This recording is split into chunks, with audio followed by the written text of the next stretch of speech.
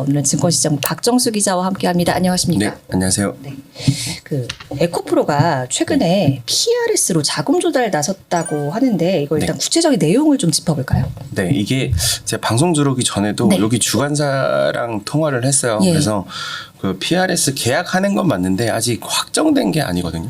그러니까 이제 지금 시장에서 나오는 얘기들 위주로 지금 제가 얘기를 하는 건데 아무래도 상장사다 보니까 공시 외에 있는 내용을 뭐 확답해서 말할 수 없다는 뭐 그 이런 부분은 염두에 두시고 들어주시라는. 그래서 지금 IB 업계에서 나오는 얘기는 에코프로가 이제 7천억 원 규모 PRS 계약을 뭐 내달 초 의결할 예정이다 이렇게 얘기가 나오고 있거든요. 그래서 그 PRS가 이게 주가 수익 스와프인데 이게 파생 상품 거래의 일종이거든요. 그러니까 뭐 기초 자산 아니면 주식이나 뭐 주가 지수 등을 기초 자산으로 삼아서 가격 변동에 따른 수익 손실을 서로 교환하는 계약이거든요. 그래서 뭐 계약 상대방이랑 일정한 기간 동안 약정을 두고 보통 이자율로 하는데 수익과 기초 자산을 가격 수익률을 맞교환.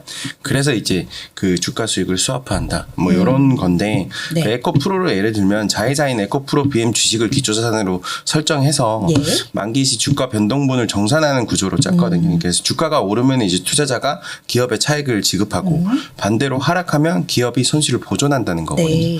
그래서 뭐 만기는 2년인데 투자자에게 이제 약 5.8%, 5.85% 수준으로 수수료 지급하는 걸로 뭐 요렇게 계약 구조인데 주관사단은 이제 뭐 미래에셋증권이랑 한투, KB, 대신 뭐 메리츠 등 뭐 요렇게 참여하는 걸로 전해지고 있습니다.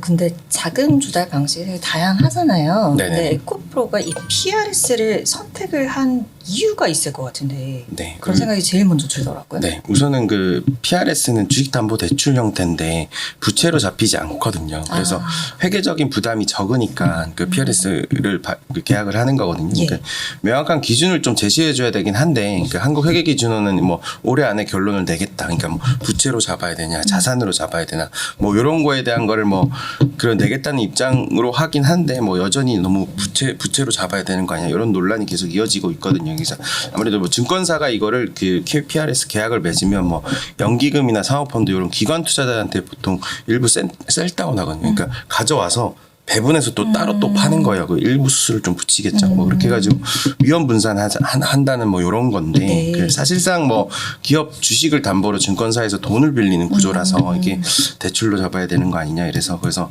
그 또 이게 회계 기준은 지난 3월에 그 회계 처리 질의 대한 답변을 공개했는데 당시의 답변에서는 기업이 PRS를 부채로 인식해야 한다고 했었거든요. 근데 이제 뭐 계약 만기 시 주가가 기준가보다 낮으면 기업이 매수자에게 손실 금액을 보전해야 하는 뭐 아까 말씀드렸듯이 이런 게 있다 보니까 이제 그 주식 매매보다는 차입 거래 성격이 강하다 요랬었고요. 근데 다만 이제 이후에 다시 회계 기준은 당시 답변은 이제 신속 처리 질의 제도를 통해서 이루어졌는데 이게 연권 개인의 견해다. 그래서 이제 해당 답변은 공식 의견이 아니다. 이래서 이제 좀 부채냐 아니냐 이런 논란이 가중되고 있습니다. 포춘 중에 부채도 자산으로 잡히는 거 아닌가요? 이렇게 질문을 남겨주셔가지고. 같이 그렇죠.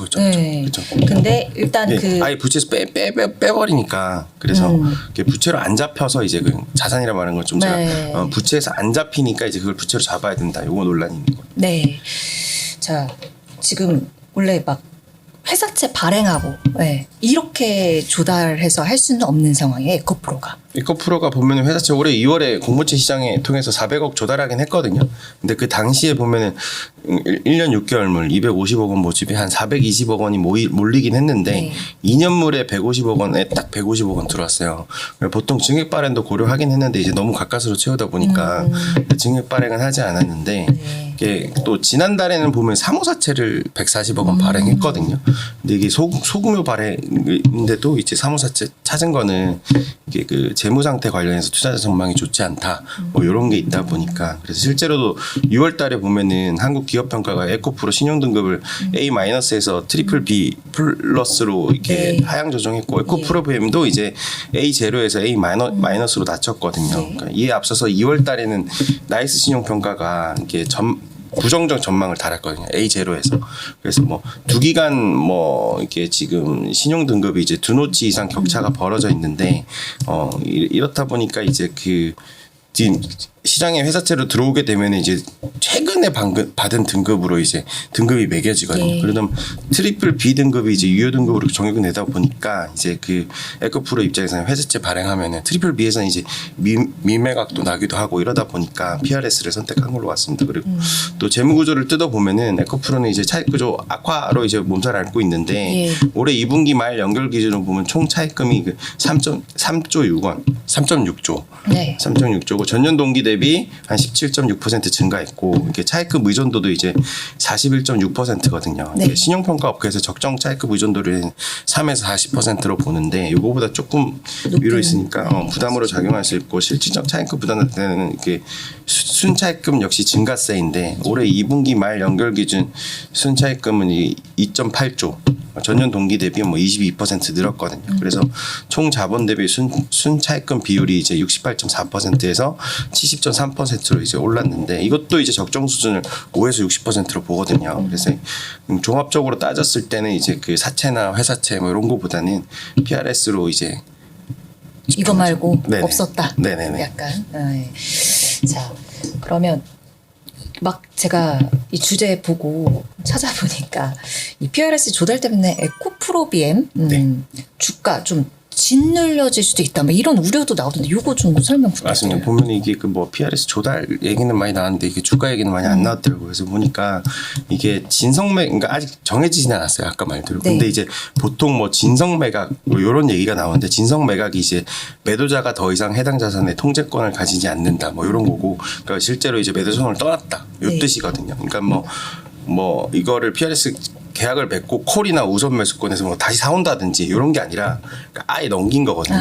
근데 이게 진성 매각을 하게 되면 이제 아예 넘겼기 때문에 에코프로 입장에서는 뭐 회계전 부담이 어느 정도 해결될 수 있을 거로 보이는데 반대로 주가에는 부담이거든요. 그러니까 이게 아까 말씀드렸다시피 2년 계약 만기인데 2년 뒤에 이제 만기되면 이제 그 PRS 포지션 청산을 할 수 있거든요. 그러니까 포지션 청산인 게 이게 아까 7천억 정도 되는 이게 한 번에 물량이 풀릴 수도 있으니까 그러니까 증권사들은 보유 중인 해지 주식 한꺼번에 이제 내놓게 되거든요. 그러니까 매도 물량이 단기간에 폭발하게 되면 당연히 뭐 변동성이 확대될 거고 예. 또 계약 기간 중에도 보니 주가가 상승하면 증권사들이 조기 청산에 나설 수도 있거든요. 그래서 에코프롬 BM이 주가가 오를 때마다 이렇게 청산을 해버리면 주가를 짓누를 수 있으니까 그리고 뭐 에코프로와 에코프로 BM 사업 구조만 봐도 거의 한 몸 상태잖아요.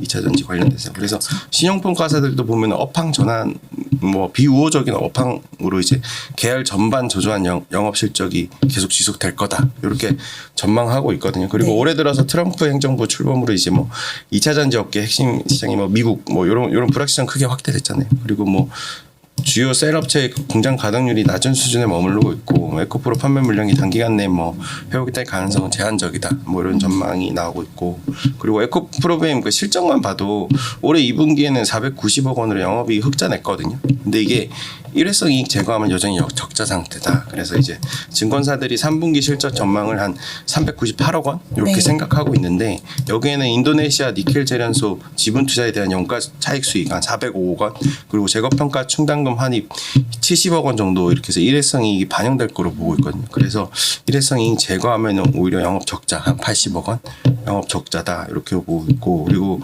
IM증권 같은 경우는 8월 달에 리포트를 냈는데 에코프로비엠 주가가 그때 12만 원대였거든요. 근데 목표 주가를 11만 원으로 제시하고도 이거는 너무 고평가돼 있다. 이것도 그래서 뭐 일시적인 수급 요인으로 뭐 주가가 상승하더라도 추세적인 상승세로 기대하기 어렵지 않냐. 뭐 보수적인 의견을 내고 있거든요. 그러니까 이런 걸 종합하면 지금 뭐 재무 상태도 안 좋고 주가도 고평가 논란이 이루고 있는데 이제 에코프로가 그 PRS 계약을 그 에코프로비엠 주식으로 이제 기초자산을 삼았잖아요. 그러니까 이게 담보로서 가치가 있냐. 그래서 그 내부적으로는 주식 가치가 없는데도 이제 계속 진행을 하게 되면 주가는 더 떨어지게 된다. 그래서 좀 우려하는 상황입니다. 네, 알겠습니다. 오늘은 박정수 기자와 함께했습니다. 고맙습니다. 네.